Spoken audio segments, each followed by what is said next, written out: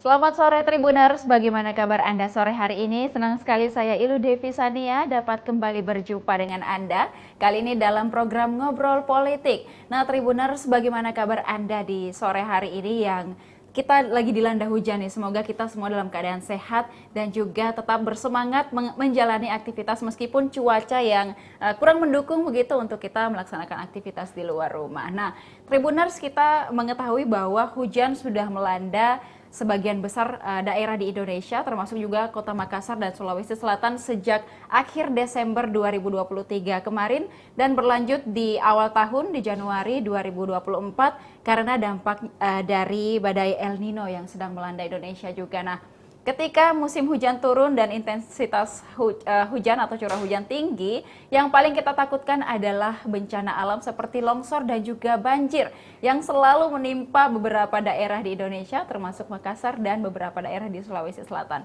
Untuk itu, hari ini kita akan membahas terkait bagaimana solusi banjir dari para calon legislator. Hari ini sudah ada narasumber kita, 3 orang calon legislator dari Kota Makassar dan juga Kabupaten Maros bersama kita di studio. Yang pertama ada Kak Dian Aditya, Caleg Nasdem Makassar. Selamat sore Kak Dian. Selamat sore Kak. Baik, dan juga yang kedua Tribuners ada Kak Misbahuddin Nur selaku Caleg PAN Maros. Selamat sore Kak. Selamat sore. Baik, dan juga yang ketiga Tribuners ada Kak Alrido Ramadan selaku Caleg PKB dari Kabupaten Maros. Selamat sore Kak. Selamat sore. Bagaimana kabarnya semua sore ini? Alhamdulillah baik. Alhamdulillah sehat, baik dan bisa berkunjung ke Tribun Timur untuk berbagi pandangan begitu, apalagi terkait banjir. Kita semua tahu bahwa kita sedang dilanda hujan gitu beberapa minggu belakangan. Hujan turun kemudian banjir gitu. Mungkin sudah terjadi di beberapa daerah di Makassar dan juga di Maros, mungkin juga dapat diceritakan nanti.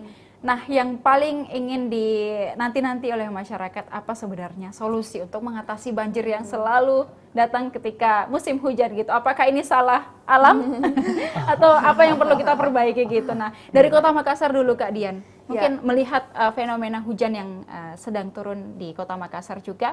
Kondisi lingkungan di Kota Makassar dan di dapilnya Kak Dian seperti apa hari ini? Dari Kota Makassar tuh memang penting adanya ruang terbuka hijau ya. Jadi memang kalau ruang terbuka hijau ini salah satunya masalah lahan Kak. Jadi harus memang ada lahannya khusus dan kita memang sudah punya di kota kita kan ada kolam retensi Nipa-Nipa. Tapi itu hanya bisa menampung 30% dari seluruh debit air yang bisa ditampung kalau banjir. Nah ini memang perlu ada penambahan kolam. Tapi untuk penambahan kolam itu memang harus ada pembebasan lahan dan ini harus dikoordinasikan memang dengan Pemkot dan juga mungkin harus dikoordinasikan dengan pusat juga seperti itu. Dan selain itu ada faktor-faktor lain seperti reklamasi dan juga sungai yang memiliki endapan di bawahnya. Jadi memang pengurukan sungai itu memang sudah dilaksanakan sekarang dan itu menjadi penting. Dan di dapil saya sendiri memang masih banyak sampah Kak. Karena ini bukan hanya faktor pemerintah tapi juga warganya ya. Jadi warga juga harus diedukasi Kak. Jadi memang kalau saya bisa menjadi caleg, saya pasti akan mengedukasi masyarakat tentang pentingnya pembuatan biopori dan penanganan sampah seperti itu Kak kira-kira.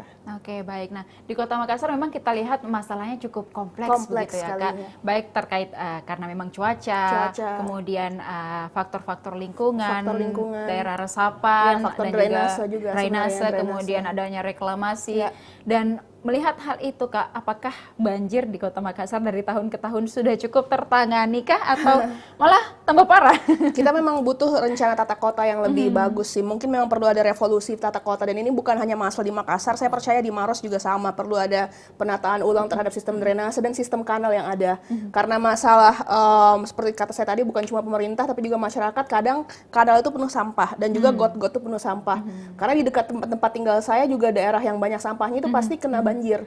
Karena got-gotnya itu kotor Kak. Jadi memang perlu ada edukasi ramah lingkungan juga buat masyarakat dan karena sebenarnya banjir itu perubahan iklim juga sebenarnya Kak. Ada faktor perubahan iklim. Jadi memang ada faktor gaya hidup dan faktor pelaksanaan pemerintahan hijau yang harus dilaksanakan karena secara keseluruhan ini ada faktor manusia, faktor alam dan faktor pemerintah. Nah, dari faktor alamnya memang karena ada perubahan iklim itu kita harus bersama-sama mengubah gaya hidup kita supaya lebih green, seperti itu sih Kak sebenarnya. Oke, baik. Itu di Kota Makassar cukup kompleks dan juga sudah cukup kompleks untuk penanganannya, Iya, begitu ya, benar Kak? sekali. Oke, baik. Tinggal menunggu bagaimana masyarakat bisa untuk selaras Ya, dengan masyarakat, program-program gitu. dengan pemerintah juga, dengan pemerintah daerah, pemerintah kota, kita semua harus sinkron karena harmonisasi dari kebijakan itu penting. Jangan sampai di sana dibangun apa, di sana dibangun apa. Karena pembangunan perumahan yang masif itu juga menjadi faktor. Karena setiap perumahan dibangun, setiap ada bangunan yang dibangun itu ada ditutupnya lahan serapan. Jadi kita membutuhkan lahan hijau, ruang terbuka hijau itu, dan menurut Undang-Undang Tata Kota juga kita harus punya 30% ruang terbuka hijau. Tapi di Makassar sendiri belum sampai 10% sebenarnya.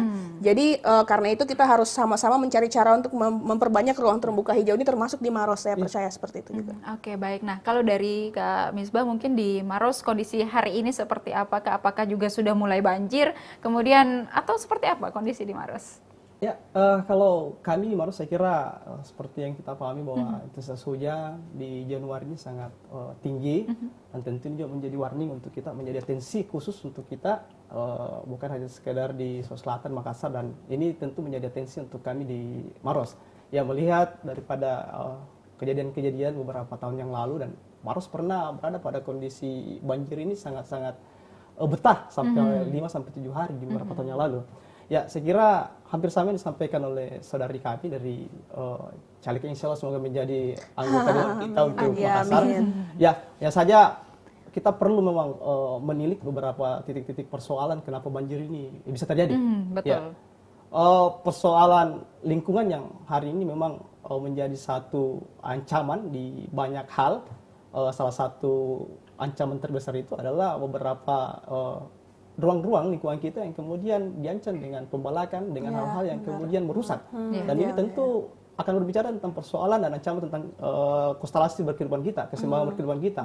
Persoalan yang kemudian ada di Maros hari ini, saya kira ada beberapa titik dasar persoalan yang kemudian kami analisa dan kami pelajari, dan salah satu persoalan itu, salah satunya adalah terjadinya beberapa ruang-ruang atau wilayah-wilayah yang harusnya terjaga, malah itu yang kemudian terancam, bahkan berada pada kondisi pengelolaan yang tidak pro kepada keseimbangan lingkungan. Betul. Salah satu yang menjadi hasil daripada persoalan ini adalah ini menjadi salah satu titik dasar daripada persoalan banjir yang ada di Kabupaten Maros. Kemudian kami melihat bahwa hilirisasi yang kemudian ada di Kabupaten Maros itu belum maksimal.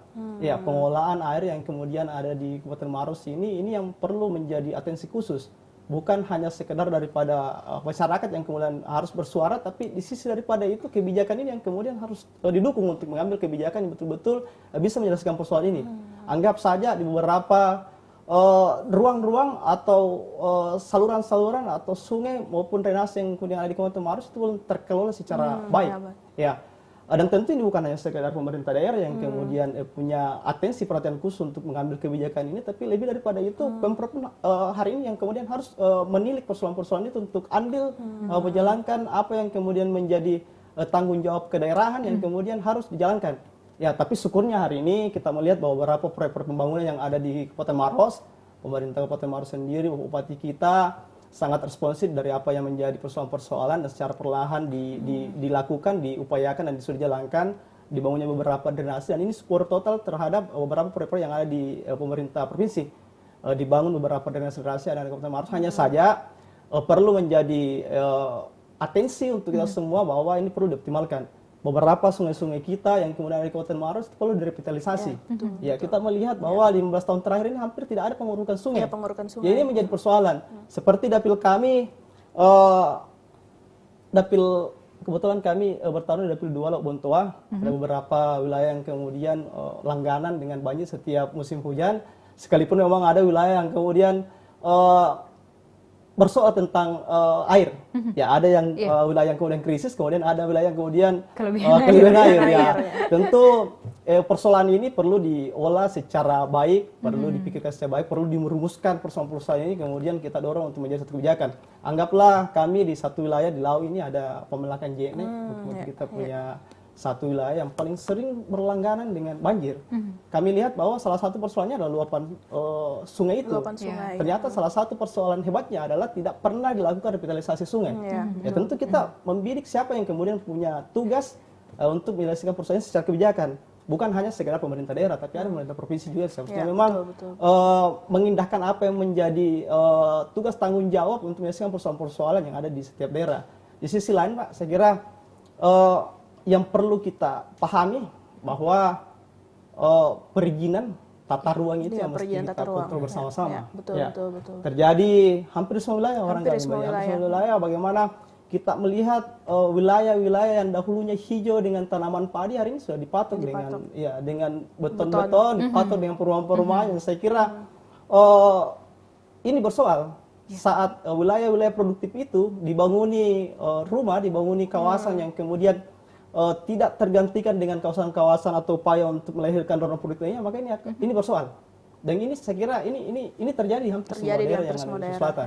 Akhirnya ini yang kemudian menjadi satu persoalan bahwa ketika intensitas hujan itu sangat tinggi, maka bersiaplah kita untuk banjir. Menyambut banjir.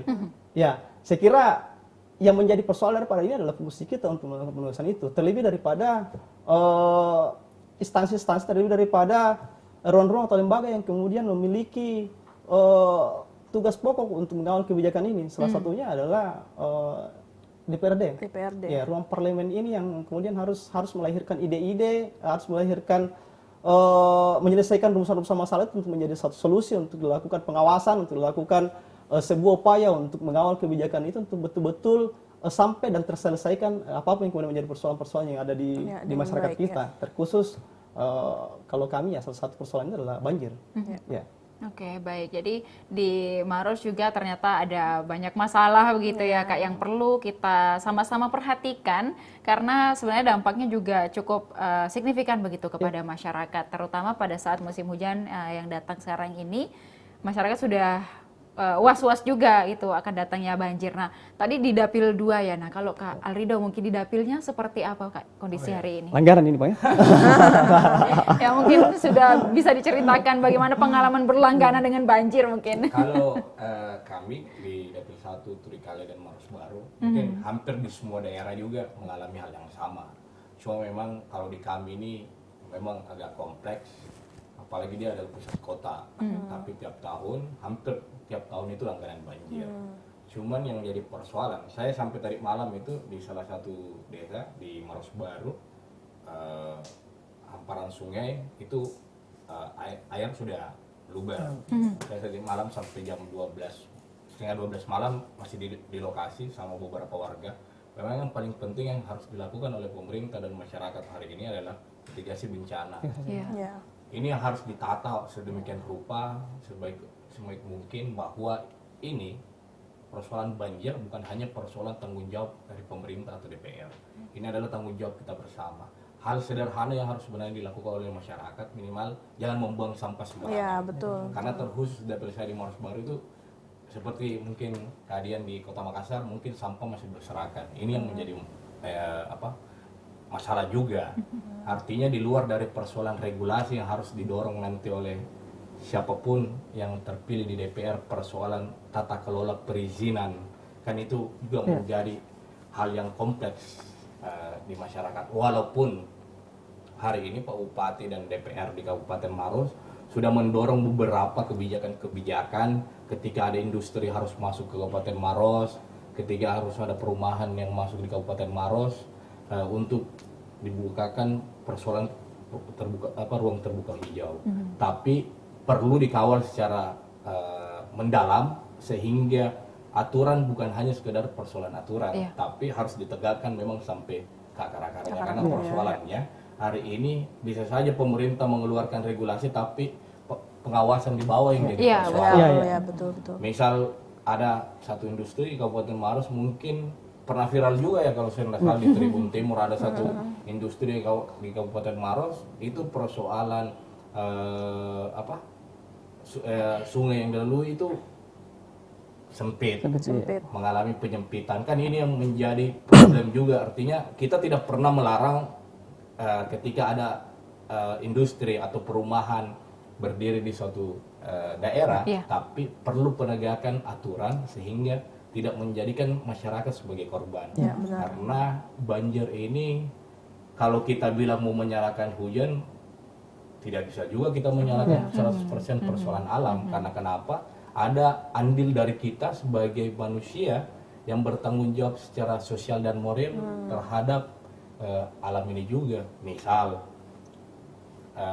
buang sampah sembarangan, tidak menjaga persoalan tumbuh baiknya pohon-pohon malah ditebang. Bahkan hari ini banyak aktivis di Kabupaten Maros, saya sama teman-teman kemarin sebelum berakhir bulan Desember untuk mencegah abrasi atau erosi, kami menanam 3.000 mangrove. Tapi apakah itu tiap tahun harus kami lakukan untuk mencegah hal-hal sedemikian rupa kalau masyarakatnya atau manusianya masih tidak ada tanggung jawab secara moral untuk menjaga ekosistem alamnya kita.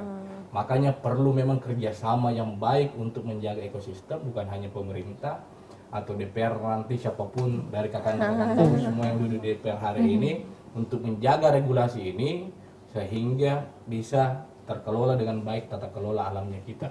Dan saya sih berpesan bahwa ini bukan hanya menjadi seorang, sebenarnya begini ya, kita juga ini caleg kalau hari ini turun di masyarakat dibilang juga bahwa Nyari mencari suara. suara. Karena kan kita hanya berusaha untuk menunjukkan bahwa kita ini sama-sama, kita ini ingin berbagi atau segala macam untuk menjaga ekosistemnya kita. Karena kenapa? Saya tahu bahwa saudaraku Bodong ini adalah aktivis dan kita sudah bertahun-tahun turun ke lapangan melakukan hal-hal yang sama untuk menjaga ekosistem ini. Tapi ini tidak bisa lepas dari tanggung jawab kita bersama sebagai manusia. Jadi memang kompleks yang ada di Kabupaten Maros, tapi kita berharap bahwa ke depan dengan hadirnya Bupati muda, Ibu Wakil muda, dan insya Allah akan diisi. Kalau di Maros ini insya Allah anak-anak muda banyak sekali yang maju bertarung di pileg. Kita berharap bahwa anak-anak muda yang maju hari ini, terkhususnya di Kabupaten Maros, itu bisa menjaga tentang tata aturan nanti yang akan dilakukan oleh DPR, terutama untuk mencegah mitigasi bencana, terutama hal masalah banjir. Karena di dapil saya itu memang agak kompleks persoalan banjir. Hampir tiap tahun itu akan terkena banjir. Terus masalah beras juga di sana kencang. Makanya perlu memang orang-orang yang mau menggebrak dan berjuang bersama masyarakat untuk mencegah persoalan atau menjaga abrasi di sana. Mungkin seperti itu. Oke, baik. Jadi cukup kompleks juga ya di dapilnya Kak Ridho. Kemudian memang kita melihat ada banyak sekali hal yang berkaitan. Mungkin untuk kalau boleh kita bertanya, untuk pembangunan perumahan di Maros apakah masih masif hingga hari ini atau seperti apa, Kak? Kalau untuk pembangunan perumahan sampai hari ini di Maros itu sudah sangat masif. Bahkan saya bisa katakan mungkin hari ini karena Makassar sudah full, mungkin semuanya akan lari ke arah Maros. Cuman hari ini saya pernah berdiskusi sama Pak Bupati, sudah ada aturan yang dikeluarkan untuk persoalan keterbukaan hijau untuk pembangunan perumahan. Dan sekarang setelah ada Perda RT RW juga tidak sembarang lagi orang bisa membangun. Artinya ada cakupan-cakupan di mana misal kita ketika membangun industri di wilayah mana saja yang bisa dibangun. Karena memang kalau tidak ini bahaya untuk Kabupaten Maros. Banjir bandang bisa terjadi di Kabupaten Maros. Tapi realita yang terjadi apakah sejalan dengan aturan-aturan tersebut atau seperti apa? Kalau untuk aturannya sudah berjalan secara baik. Tapi seperti yang saya sampaikan tadi, perlu pengawasan. Betul. Ini yang perlu kita awasi ketika membangun perumahan. Itu perlu memang pengawasannya sangat diperketat untuk ada keterbukaan hijau untuk semua perumahan yang ada di Kabupaten Maros. Karena luar biasa sekali pembangunan perumahan hari ini.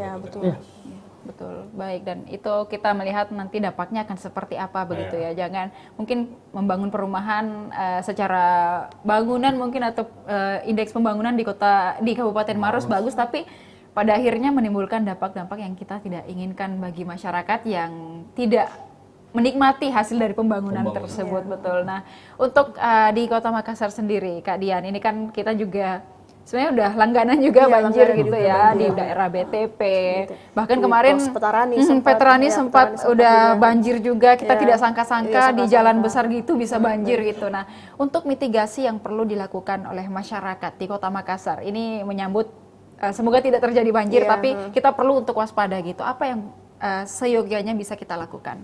Sebenarnya untuk mitigasi salah satu hal yang perlu kita rencanakan itu adalah memang keselamatan dulu. Karena saya tahu memang banjir itu bisa memiliki korban jiwa ya, karena seperti banjir tahun 2023 sendiri ada lebih dari 3.000 rumah yang terkena, ada lebih dari 2.000 kepala keluarga yang juga kemudian harus mencari cara untuk mengungsi, dan lebih dari 1.000 pengungsi juga. Jadi kayak memang kita berdasarkan data juga memang banyak sekali korban, apalagi penyakit. Nah itu harus kita harus tahu itu ya, kita harus bisa mendistribusikan bantuan kepada warga jika memang banjirnya sudah terjadi, walaupun memang fokusnya harus di pencegahan.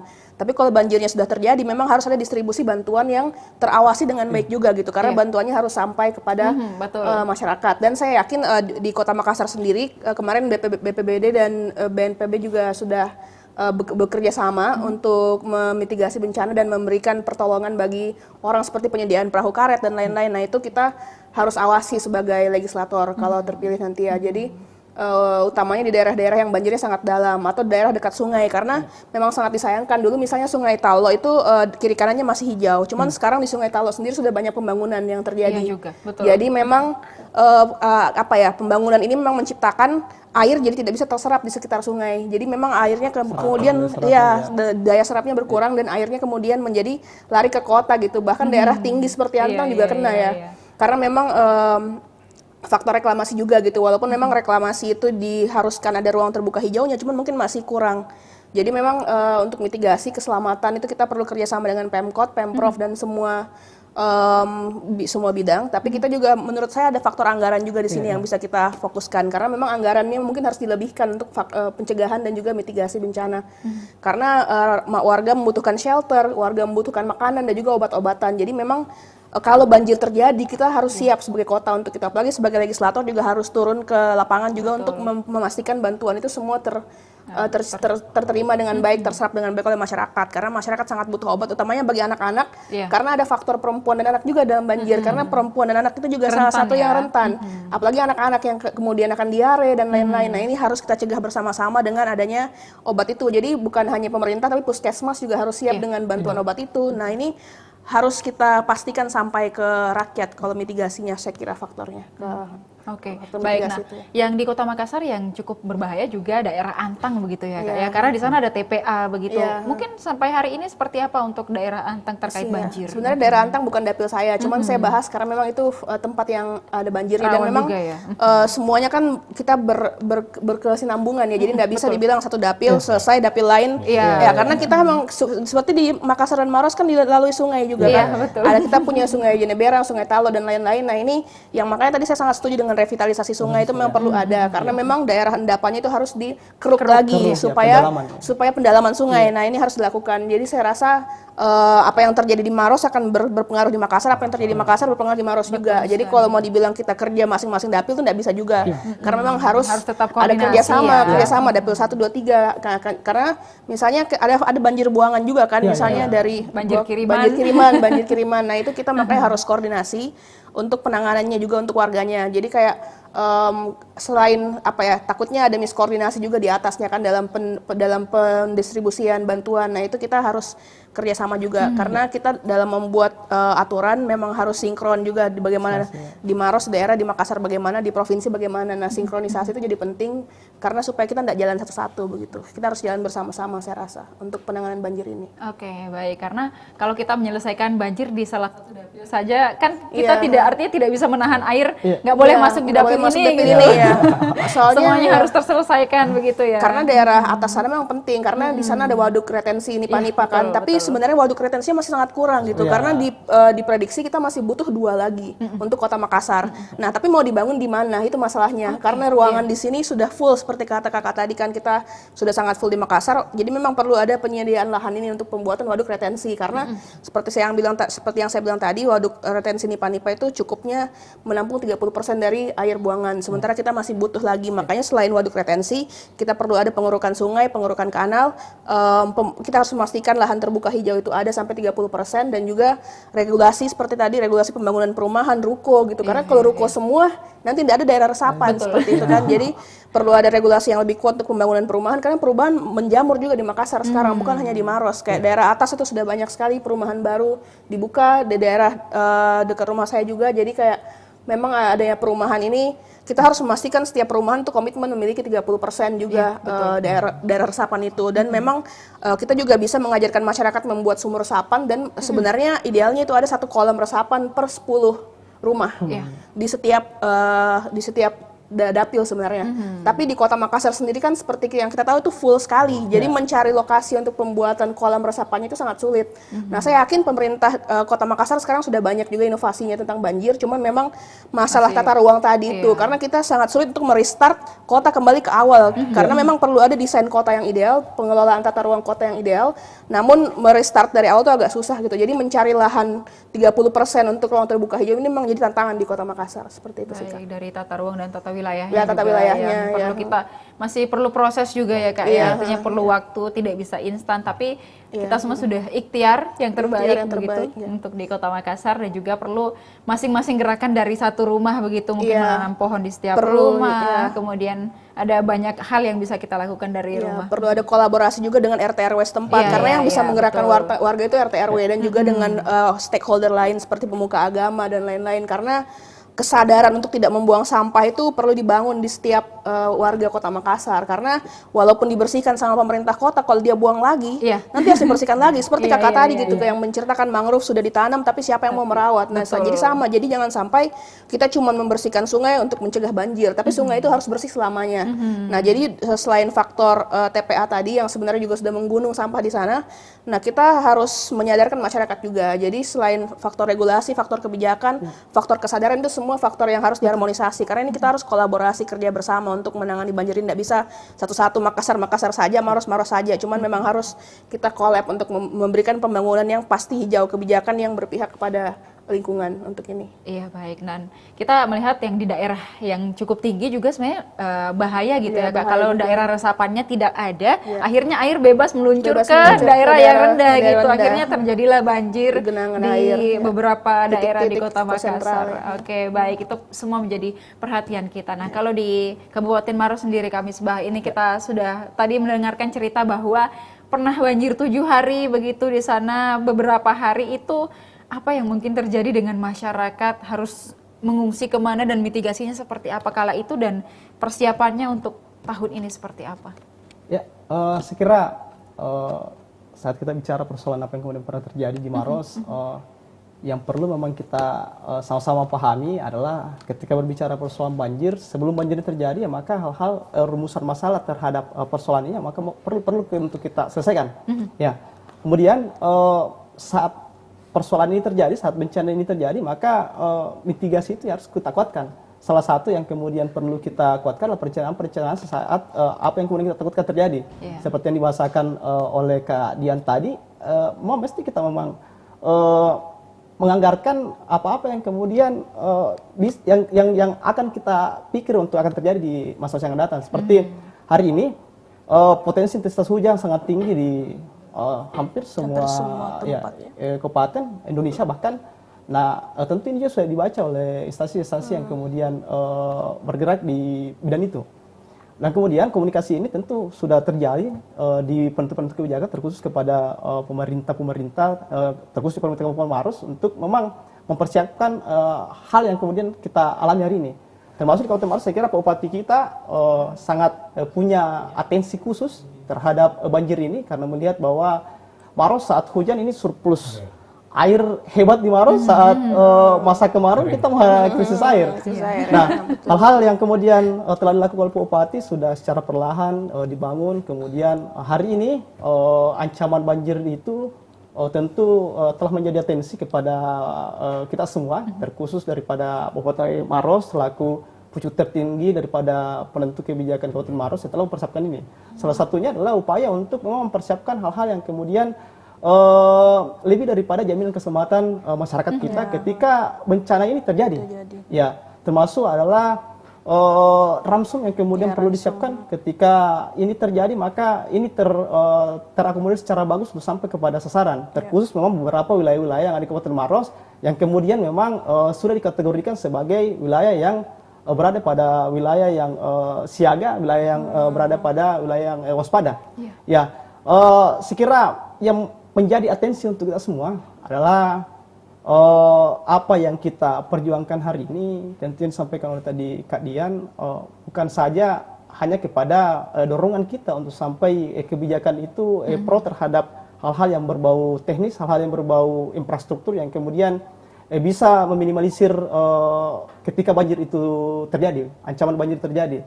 Persoalan yang utama yang memang mesti kita bangun adalah apa yang disampaikan oleh saudara tadi, bahwa edukasi tangguh itu harus kita jalankan. Ya, masyarakat kita awam. Ya, tidak boleh saat ada persoalan kita langsung melakukan sebuah penunjukan bahwa masyarakat kita salah, tidak boleh.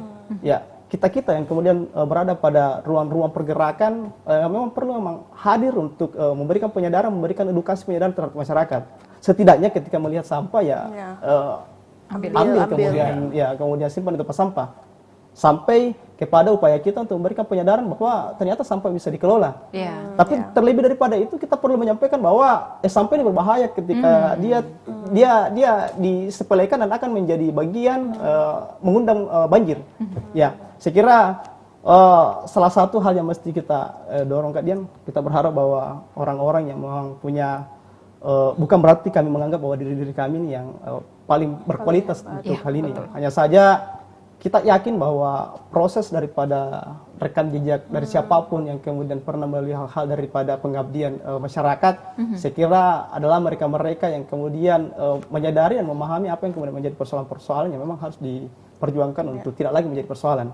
Ya, salah satu hal yang memang mesti kita sadari hari ini dan kemudian memberikan penyadaran kepada siapapun, satu di antara kita terkhusus kepada masyarakat, adalah upaya kita untuk melahirkan pelayan-pelayan kita yang duduk di legislatif ini yang kemudian memiliki kualitas itu. Ya, saat kita berbicara persoalan banjir, maka kita akan berbicara persoalan apa yang menjadi fungsi daripada legislatif, parlemen ya. Ketika kita bicara persoalan ramsum yang kemudian harus sampai kepada masyarakat kita yang kemudian terkena banjir, maka kita akan bicara persoalan kebijakan pemerintah yang kemudian diketuk palunya daripada kantor parlemen. Ya, ada penganggaran yang kemudian mesti kita rumuskan secara bagus-bagus. Ada fungsi daripada DPRD yang kemudian mesti kita rumuskan dengan ide, kemudian dengan dasar rumusan masalah agar banjir ini tidak lagi terjadi atau setidaknya bisa terminimalisir saat dia terjadi. Dan ada hal-hal yang lain yang kemudian mesti kita pahami bahwa parlemen ini bukan ruang untuk siapapun itu untuk sampai ke DPRD untuk belajar. Ya, kita memerlukan orang-orang yang kemudian seperti kualitas 1-2 di samping kiri saya memang memiliki rekam jejak yang kemudian memang memahami apa yang menjadi persoalan-persoalan untuk diteriakkan. Hanya saja di sisi lain, Kak Dian, Kak Redop, golongan atau orang-orang atau masyarakat yang kemudian ada di satu pemerintahan memang harus berada pada harus tercipta dan terjaga bahwa ada orang yang kemudian tetap independen, tetap berada pada ruang-ruang organik yang kemudian memberikan sinyal atau serine kepada siapapun di antara pemilik kebijakan atau siapapun yang kemudian berada pada ruang-ruang penentu kebijakan itu untuk tetap pada koridor perjuangan untuk masyarakat. Ya, ketakutan kita saat para aktivis ini Maros hebat ini, ini Maros ini hari ini alhamdulillah kita bersyukur bahwa banyak aktivis-aktivis yang punya memang rekam jejak yang kemudian bertarung hari ini dan semua saja ada yang sampai di Rantau Pasewang. Ya, harapannya kita saat aktivis ini ada yang kemudian terantar dan jadi mereka menjalankan fungsi aktivitasnya dan tetap menjaga bibit-bibit aktivis yang kemudian menjadi intelektual organik untuk selalu mengingatkan. Ini kita bicara persoalan masyarakat. Masyarakat ketika ada hal-hal yang kemudian berbicara tentang persoalan-persoalan terkhusus banjir, maka masyarakat tidak boleh disalahkan. Apa yang kita telah diskusikan ini saya kira ini menjadi rekomendasi khusus untuk kita perjuangkan sama-sama. Terkhusus adalah bagaimana kita menjalankan 3 fungsi daripada legislator itu.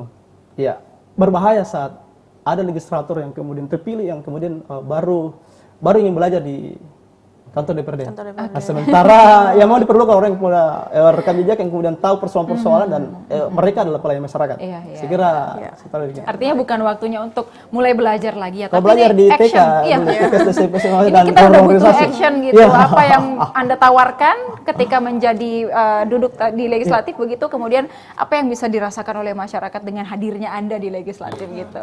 Oke, baik, untuk Kak Rido sendiri melihat kondisi di Kabupaten Maros hingga hari ini, mungkin apa yang perlu diwaspadai oleh masyarakat Kabupaten Maros menjelang atau sudah merasakan musim hujan yang intensitasnya cukup tinggi akhir-akhir ini? Saya sih hanya mau bilang bahwa tanggung jawab persoalan banjir ini bukan hanya menjadi tanggung jawab pemerintah dan DPR. Ini menjadi tanggung jawab kita bersama. Bahwa mitigasi bencana bukan hanya menjadi tanggung jawab dari pemerintah. Ini juga perlu dilakukan pemahaman oleh masyarakat. Mitigasi bencana minimal kita memulai dari diri sendiri. Misal ketika kita membangun rumah, bahwa ketika ada irigasi atau saluran got jangan ditutup. Ini kan juga banyak juga masyarakat ketika mau membangun rumah itu tanpa pandang bulu. Yang penting bangunannya jadi. Ini kan yang perlu digarisbawahi juga oleh masyarakat. Walaupun pemerintah atau DPR telah mengeluarkan aturan atau perda tentang pro kepada masyarakat atau rakyat, kalau rakyatnya sendiri hari ini masa bodoh atau tidak bertanggung jawab terhadap diri sendiri dan lingkungan, ini juga fatal. Makanya perlu kolaborasi secara bersama sehingga menghasilkan memang gagasan-gagasan untuk kita bersama bagaimana caranya menjaga ekosistem alam, menjaga lingkungan kita untuk terhindar dari bencana. Misal kayak tadi malam saya bicara sama masyarakat di salah satu dapil saya di Maros Baru, di Bori Masunggu atau wilayahnya desanya Bori Masunggu. Itu kita mengajarkan kepada masyarakat untuk mengantisipasi persoalan mitigasi bencananya, karena di sana juga agak rawan karena memang hamparan sungai. Jadi perlu memang diberikan edukasi kepada masyarakat bagaimana caranya menjaga dirinya, keselamatannya ketika memang banjir ini datang.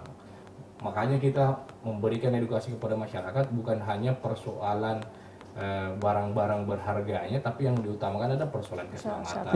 Makanya kami memberikan edukasi tadi malam sama masyarakat sampai setengah 12 malam bahwa kita membangun ekosistem karena alhamdulillah sebenarnya masyarakat ini enak kok diajak untuk komunikasi atau bekerja sama. Contoh misalkan tadi malam kita berbicara, selama ini kalau banjir bagaimana? Kalau banjir di sini bantuan susah masuk. Sementara kan di sana punya banyak kapal atau biasanya kita jual lorong. Ternyata masyarakat ini mau berkolaborasi, cuma mungkin komunikasi yang tidak ada. Kayak tadi malam kita berbicara sama mereka. Mereka bilang bahwa ini banyak kapal Pak. Sisa nanti bagaimana caranya pemerintah setempat atau siapapun nanti tinggal berkomunikasi sama kita. Nanti ini kapal-kapal kita pakai untuk menjemput masyarakat yang misalkan terkena bencana atau banjir. Nanti kita mengarahkan kemana nih Pak? Kita butuh tempat di mana nih masyarakat untuk diarahkan. Nanti kita bikin posko untuk masyarakat bisa yang terdampak banjir untuk yang terisolir kita bisa larikan untuk ke posko-posko. Tapi memang yang paling pertama yang harus dilakukan adalah sebelum banjir ini memang perlu mitigasi bencana masing-masing masyarakat atau pemerintah setempat. Terutama di Maros Baru dapil saya itu memang sampah sangat parah kalau di situ karena memang juga kalau di Maros Baru itu pembuangan sampahnya memang lari ke situ. Makanya memang perlu regulasi. Kalau saya bilang sih, saya sih berharap bahwa pemerintah ke depan mengeluarkan apapun namanya mau perda atau perbuk. Yang penting bagaimana caranya mengedukasi masyarakat terhadap ini sampah yang paling penting, terutama di dapil saya. Karena kalau tidak dilakukan ini masalah sampah, itu beresiko juga untuk ke depannya. Oke.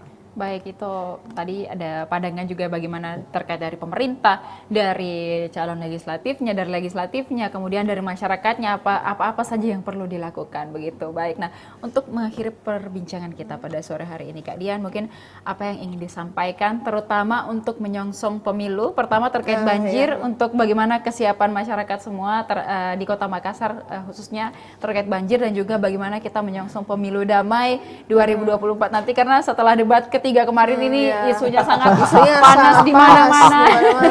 Saya sampai capek juga melihat media sosial pada berantem gitu. Ya. Oke, boleh silakan Kak Dian. Ya, teman-teman semuanya, kita semua akan menghadapi masa penghujan ya. Jadi tolong jaga diri, tolong jaga sesama, karena kita jangan cuman hanya memedulikan diri sendiri gitu. Karena kadang tetangga kita juga butuh shelter, mungkin bisa dibantu. Dan ini mungkin adalah isu yang mungkin kurang terbahas, tapi penting. Hak-hak hewan sebenarnya, Kak. Karena kalau banjir itu korbannya juga ada kucing di jalanan dan juga mungkin hewan ternak yang terkena imbas. Nah, ini sudah sangat banyak juga lembaga swadaya masyarakat yang membahas soal ini, dan ini sering terlupakan karena belum menjadi fokus di berbagai kota. Jadi itu juga menjadi penting, saya sisipkan informasi itu di sini, itu juga penting. Nah, tolong jaga diri, dan kita harus memilih anggota legislatif yang memperjuangkan politik hijau sebenarnya, karena memang saya setuju tidak bisa disalahkan masyarakat, dan memang tugas dari anggota DPRD dan tugas dari politik adalah mengedukasi masyarakat juga. Jadi selain jaga diri, pilihlah anggota legislatif yang punya fokus serius dalam penanganan banjir ini dan berpihak kepada politik hijau. Nah, selain itu saya rasa untuk soal pemilu damai tadi, seperti yang saya katakan, makanya tadi saya sangat mementingkan kolaborasi. Saya ajak kolaborasi teman-teman dari Maros, karena sekarang itu sudah bukan zamannya lagi kita saling tobo, istilahnya saling tobo kalau kata orang Makassar. Karena kalau kita lakukan tobo, semua ahli nanti tidak ada yang sampai ke atas begitu. Padahal seperti kata teman-teman saya di sini, kita semua di sini mungkin punya keahlian dan punya kepintaran. Nah, itu kita butuh kolaborasi bersama, dan saya yakin para calon presiden kita juga di belakang pasti ada persahabatan yang terjadi gitu. Jadi jangan sampai kita dengan sahabat kita jadi rusak gara-gara perbedaan pilihan. Betul. Dan apalagi kalau sampai terjadi konflik atau hoax. Apalagi di Kota Makassar juga jangan sampai jadi titik rawan gitu. Karena saya sendiri terlibat di banyak aktivisme tentang perdamaian di Kota Makassar. Jangan sampai Makassar itu disebut kasar seperti itu. Karena jangan sampai kita punya reputasi Makassar itu kasar. Karena itu kita saya kira pemerintah kota dan juga parlemen juga berkomitmen untuk menjaga pemilu damai ini. Saya sangat memfokuskan pada kolaborasi seperti yang saya tekankan tadi, dan saya yakin teman-teman juga sama. Jadi kita fokus di kolaborasi untuk penyelesaian isu bersama. Jangan hanya kita saling tobo kalau di Kota Makassar istilahnya seperti itu ya. Terima kasih, seperti itu kira-kira. Baik, terima kasih Kak Dian, dan juga untuk Kak Misbah, apa harapannya kemudian juga kepada terkait banjir ini dan juga untuk menyongsong 14 Februari 2024 mendatang. Terima kasih. Sekiranya pertama yang perlu barangkali saya sampaikan secara pribadi, tentu mengucapkan terima kasih kepada Tribun Timur. Luar biasa undangan beliau, undangan Tribun Timur telah memperjumpakan saya juga terhadap Kak Dian, kemudian Saudara Rido, yang kemudian sama memahami bahwa mereka saudara-saudara saya adalah orang yang kemudian berjuang dalam ruang-ruang perjuangan itu untuk masyarakat. Harapan kami bahwa semoga saja ada amanat Tuhan yang kemudian akan kita emban di hasil daripada 14 Februari nanti. Yang kami sampaikan sebagai statement closing kami adalah bicara banjir, saya kira kita tidak boleh menyalahkan satu sama lain, menyalahkan siapa, apalagi kalau sampai menyalahkan ketentuan Tuhan. Betul. Kita sebagai Khalifah yang memang pada dasarnya memang memahami fungsi kita sebagai manusia. Yang kedua, ketika kita berbicara persoalan kebijakan, maka kita juga harus mempertegas fungsi kita, kita sebagai masyarakat, kita sebagai mungkin anggota DPRD yang kemudian ada di amanah itu, kita sebagai orang-orang yang kemudian ditugaskan dalam instansi-instansi terkhusus itu, kita sebagai pemerintah memang pada dasarnya harus mempertegas fungsi kita. Kolaborasi sangat diperlukan, ide-ide dari setiap persoalannya perlu disalurkan dan harus ditimbang ketika itu bagus dan memang dianggap bahwa ini bisa menyelesaikan persoalan. Syukurnya kami hari ini karena bupati kami adalah anak muda yang kemudian lahir dari para ruang aktivis, sangat terbuka ruang-ruang komunikasi, sangat terbuka ruang-ruang diskusi itu, hampir banyak persoalan-persoalan yang kemudian ada di tara masyarakat, persoalan-persoalan alam yang terjadi di masyarakat yang harus kita selesaikan. Syukurnya pemerintah kami hari ini terbuka untuk mendiskusikan itu dan tawaran solusi itu tertimbang saat itu dianggap bahwa ini layak untuk dijalankan dan memang tepat pada sasaran daripada penyelesaian persoalan. Ya, saya kira persoalan banjir sudah kita bahas tadi, ada beberapa memang ide yang kemudian mesti kita bisa tawarkan kepada pemilik kebijakan untuk dijalankan. Satu yang saya lupa, kita perlu infrastruktur tangguh. Iya, Ya, betul. termasuk waduk yang ada di Sulawesi Selatan hari ini bukan hanya dimanfaatkan oleh Makassar saja, tapi ini saat ini bisa maksimal, maka persoalan-persoalan banjir di banyak wilayah ya bisa menjadi satu penyelesaian persoalan untuk penampungan air. Hanya saja untuk di Maros barangkali mungkin ini sangat diperlukan, tapi tentu kita akan berbicara persoalan kos yang kemudian besar dan sebagainya, tapi ini perlu untuk ditawarkan. Iya. Ya, hanya saja terlebih daripada itu persoalan-persoalannya memang perlu kita untuk perangi sama-sama, termasuk adalah edukasi masyarakat, memberikan pemahaman kepada masyarakat, kemudian tidak lelah untuk memberikan kampanye-kampanye baik terhadap persoalan-persoalan apa-apa yang kemudian mesti kita filterisasi sehingga banjir ini bisa tidak terjadi, atau kalaupun terjadi tidak begitu berdampak besar untuk kita semua. Ya, saya kira untuk pesan ini, saya kira semoga saja para saudara-saudara kami, para masyarakat bisa menimang ini dan bisa menjadikan satu hal untuk kita timbang bersama-sama saling mengingatkan di hari-hari yang akan datang. Bicara persoalan pemilu damai, nyari saja andikan kita bicara pilpres barangkali 2 lawan 1. Saudara saya Kadian Kadian ini dari Nasdem, kemudian saudara Ridho ini dari PKB, ini sama-sama polisi. Ya, kemudian PAN ya berdua. Hanya saja ini yang menjadi pesan bahwa saya bersama saudara Ridho di Maros, saudara seperjuangan di organisasi pun, sekalipun kita beda dalam ruang organisasi, tapi kita selalu hadir satu sama lain untuk memberikan hal-hal yang kemudian bisa menguatkan kami dalam setiap proses itu. Ini memberikan satu penegasan kepada kita semua ketika kita berbicara politik, saat ada masa yang kemudian membuat kita beda, maka bukan hal untuk membuat kita tidak bersama. Ya, persamaannya adalah bagaimana kita menjaga keutuhan itu. Kita berada pada negara kita yang menjaga keutuhan kebinekaan. Yang sementara politik itu adalah dasar untuk menjaga kebinekaan. Jadi sangat kontradiksi rasanya saat politik ini yang kemudian malah membuat kita untuk berpecah belah. Hanya persoalan fanatisme kita terhadap terhadap siapapun yang kemudian kita dukung.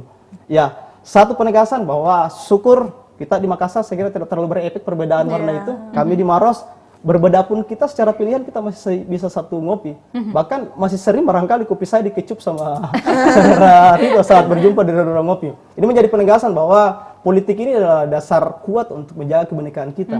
Nah, sementara esensi kita bernegara adalah menjaga kebinekaan ini.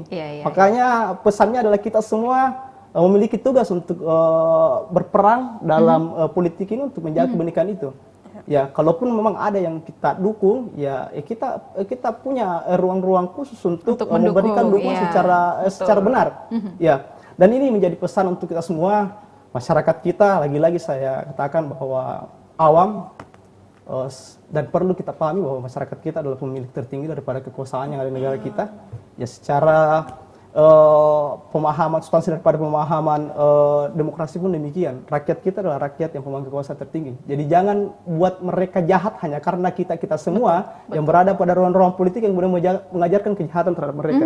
Ya, semisal hanya karena saya ingin dipilih, kemudian saya menilai masyarakat kita dengan selembaran rupiah.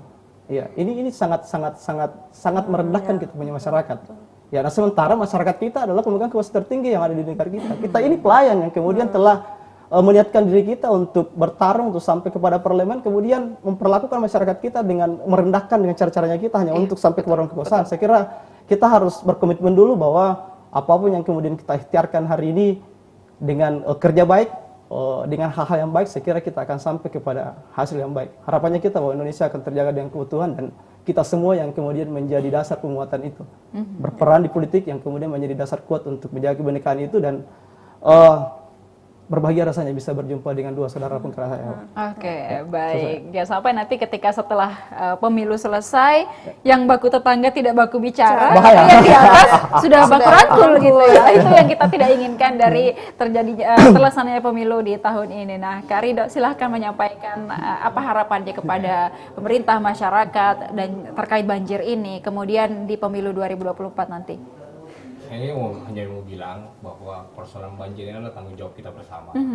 Kita berharap bahwa kita perlu kolaborasi kerja nyata secara bersama antara masyarakat, pemerintah, DPR, dan siapapun pelaku usaha perumahan atau industri yang ada di Kabupaten Maros, terus di Kabupaten Maros, bahwa kita perlu kerjasama secara maksimal. Kita perlu kerjasama yang baik, kolaborasi yang baik untuk menjaga ekosistem lingkungan kita, menjaga alam kita, menjaga lingkungan kita, sehingga dampak-dampak negatif seperti banjir itu bisa kita cegah. Dan saya sih hanya berharap bahwa perlu memang program pendek, menengah, dan jangka panjang yang perlu dilakukan oleh pemerintah hari ini, terkhusus di Kabupaten Maros, sehingga kita tidak babak belur ketika bencana baru datang. Kita baru gerasak gerusuk ketika bencana banjir menghantam misalkan Kabupaten Maros atau Makassar atau dimanapun, bahwa kita perlu perjuangan ekstra untuk merancang program-program sehingga itu bisa mencegah terjadinya bencana di masyarakat. Nah, mengenai persoalan momen politik 2024, saya hanya mau bilang bahwa kita memang berbeda-beda tapi tetap satu.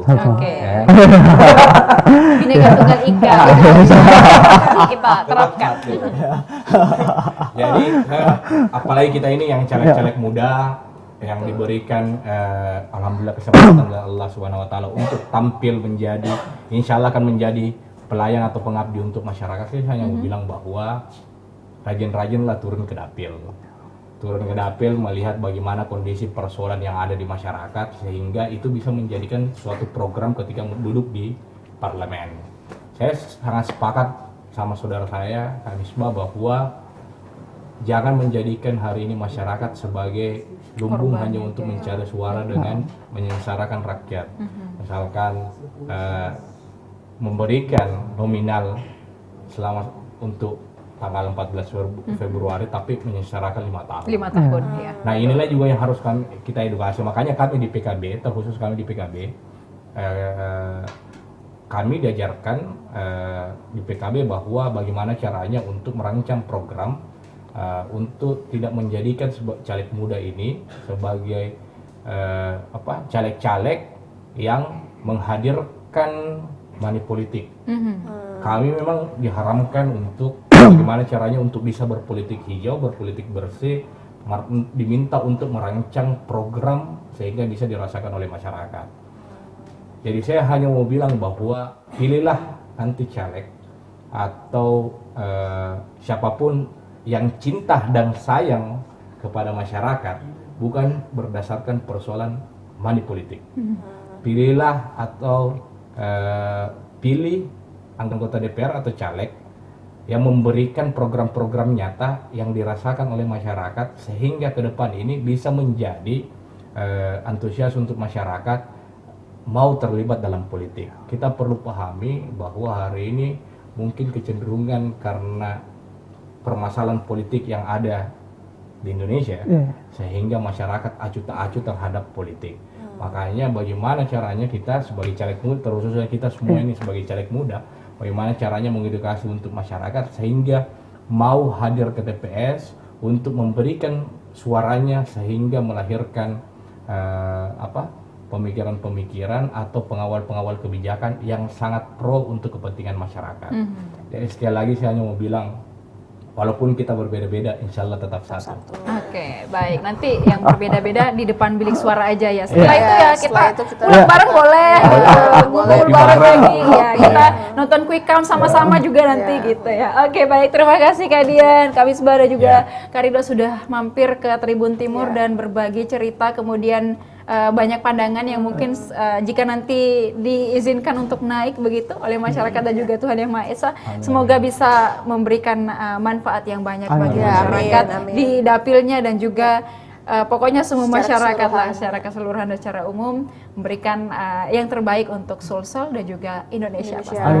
Terima kasih, sukses selalu untuk pemilu 2024 nanti. Semoga ada hasil yang terbaik yang bisa dikabarkan kepada Tribun Timur lagi. Oke, baik.